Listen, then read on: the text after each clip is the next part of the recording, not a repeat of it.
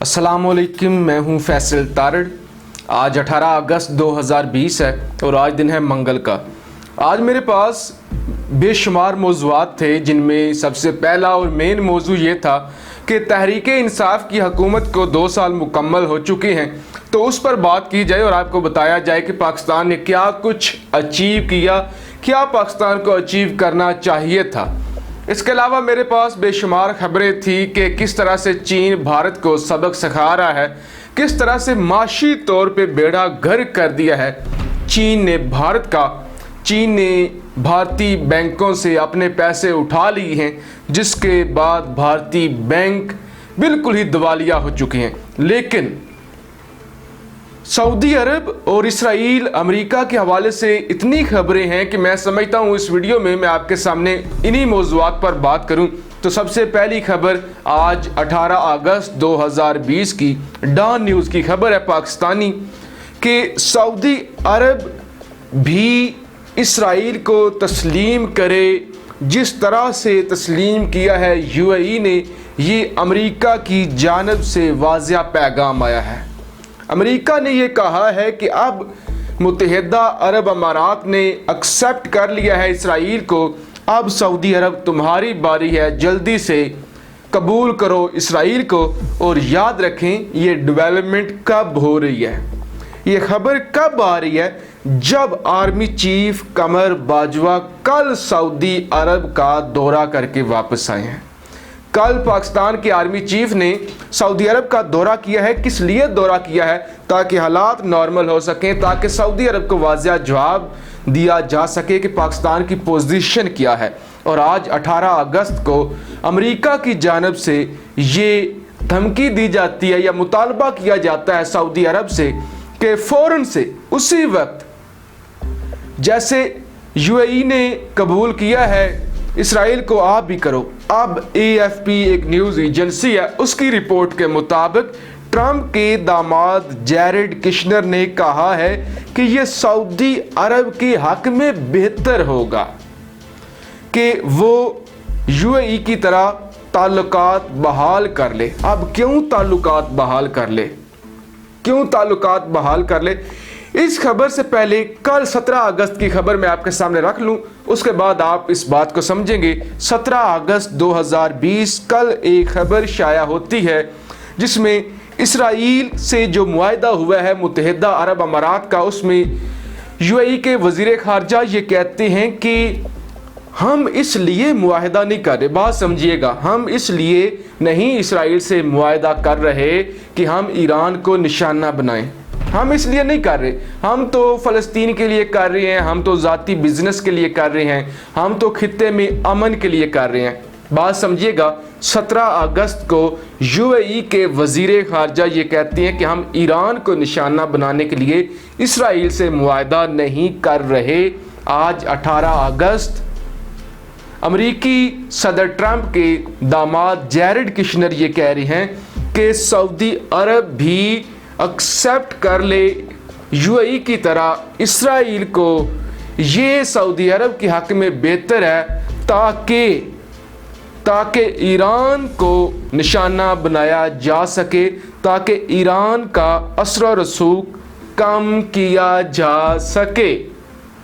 UAE क्या कह रहा है, अमेरिका और इसराइल क्या कह रहे हैं कि हमारे साथ आ जाओ ताकि ईरान पे हमला किया जा सके, ताकि ईरान को निशाना बनाया जा सके। तो ये असल खबरें हैं, ये इनकी नीयत है, ये सब लोग ईरान के ख़िलाफ़ एक हो चुके हैं।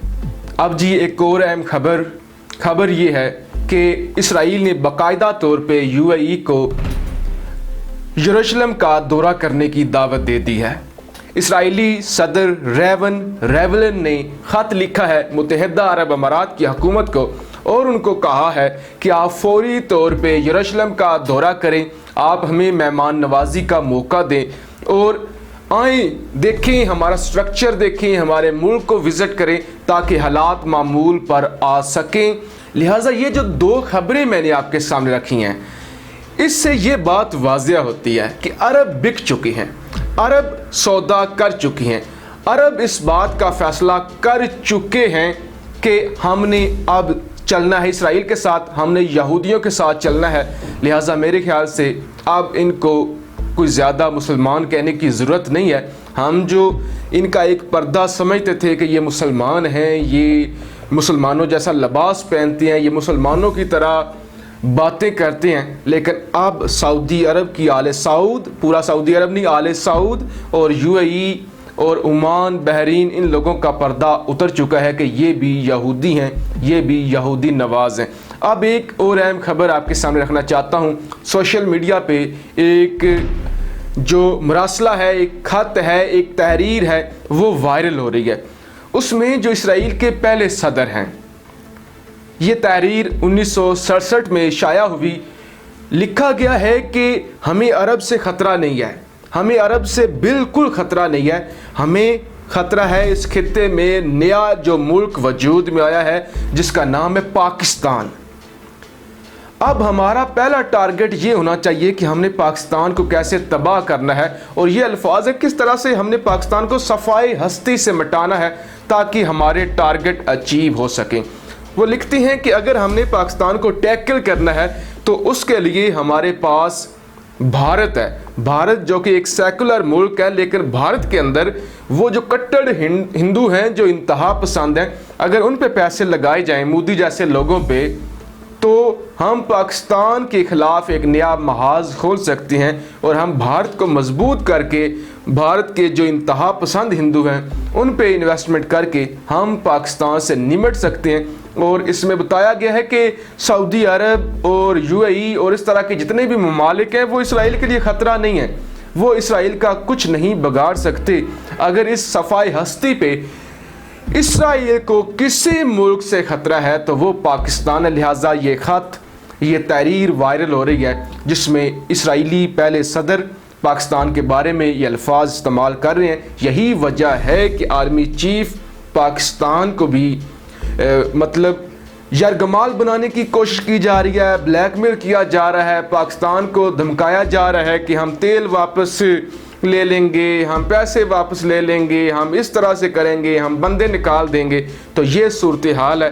अरब पहले ही बिक चुके हैं, अरब पहले ही बिके हुए हैं। अब पाकिस्तान को डट के रहना है। कल एक खबर मैंने आपके सामने रखी थी जिसमें मैंने आपको बताया था कि इसराइल की जानिब से पाकिस्तान को धमकी दी गई है कि अगर पाकिस्तान सऊदी अरब की बात नहीं मानता तो फिर भारत पाकिस्तान के खिलाफ महाज खोल देगा। आज एक खबर है जिसमें यह कहा गया है कि पाकिस्तान के खिलाफ रा और एनडीए मुतहरक हो चुकी हैं और वो तहरीके तालिबान पाकिस्तान को मुनज़्ज़म कर रहे हैं। अकराम उल्लाह तराबी जो कि बेनज़ीर भुट्टो शहीद साहिबा की शहादत में भी मुलव्वस था, वो भी सरगर्म हो चुका है। लिहाजा पाकिस्तान के खिलाफ महाज बन रहे हैं, पाकिस्तान को घुटने टेकने पे मजबूर किया जा रहा है। अब अल्लाह ही ने इस रियासत को बनाया था, अल्लाह ही की वजह से, अल्लाह के करम की वजह से ये रियासत वजूद में आई थी, फिर ये एक न्यूक्लियर रियासत बनी और आज तक ये कायम है रियासत दुश्मनों की साजिशों के बावजूद। लिहाजा अब भी पाकिस्तान ने इसी तरह से डटे रहना है और हर महाज से दुश्मनों का मुकाबला करना है। पाकिस्तान जिंदाबाद।